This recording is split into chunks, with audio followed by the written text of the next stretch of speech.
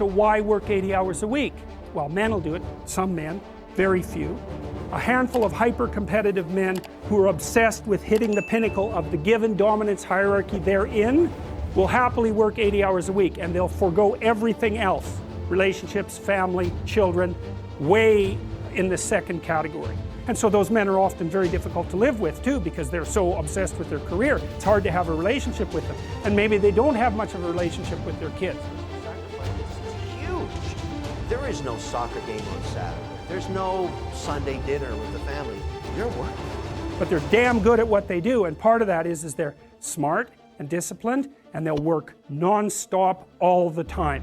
It's like an obsession, and that's the sort of people who run things. Those are the people who run things. Well, they're often also disagreeable too, because you want to manage people? Really? They're not going to like you. You know, and it's not an easy thing to not be liked. And actually, if you're an agreeable person, and women are more agreeable than men, it's quite painful to be disliked. But if you're in a managerial and executive position, the probability that people are going to like you is quite low. Those positions are very stressful, partly because of the interpersonal dynamics, and they're also incredibly, incredibly competitive. So we've got things backwards in our culture. We're thinking, at least in part, why aren't there more women in positions of power? Wrong question.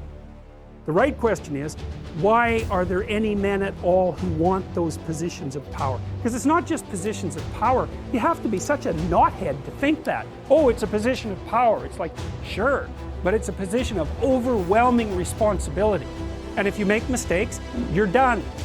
Right? It's not like you occupy that position of power and everyone does what they're told all the time and your life is easy. It's like, forget about that. People are on your case to do exactly the right thing all the time, 100% of the time. And maybe you want that, and maybe you don't. So I don't know what people think if these people are all sitting in their offices with their feet up on the desk, smoking cigars and oppressing the world. It's like, that isn't how it works. Those people, they work flat out all the time. So, and it's fine if that's what you want, and some people are like that. They're hyper-industrious people, right? From a trait perspective, no matter where you put them. If you put them in a forest with an axe, they just wander around chopping down trees non-stop, right? Because it's built into them.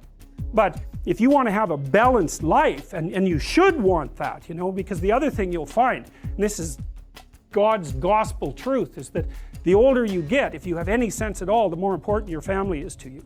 Like the utility of your career, maybe that peaks around 35 or 40, and it starts to decline pretty rapidly after that. And what happens, if you're fortunate, you have someone in your life that you love, that you've woven yourself together with, and you have some kids so that you have something to do from the time you're 50 till the time you're 80. And so it's a real mistake. It's a barren future without children, man, I can tell you that. It's a real mistake. And so we do a terrible job of say, putting that image forward and saying, well, yeah, now, you know, because women have access to the birth control pill now and can compete in the same domains as men, roughly speaking, there is a real practical problem here. It's partly an economic problem now, because when I was roughly your age, it was still possible for a one-income family to exist. Well, you know that wages have been flat, except in the upper 1% since 1973. Why? Well, it's easy. What happens when you double the labor force? What happens? You have the value of labor.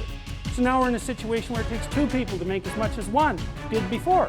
So we went from a situation where women's career opportunities were relatively limited to where they were relatively unlimited and there were two incomes, to where, and so women could work, to a situation where women have to work and they only make half as much as they would have otherwise. And now we're going to go into a situation, this is the next step, whereas women will work because men won't.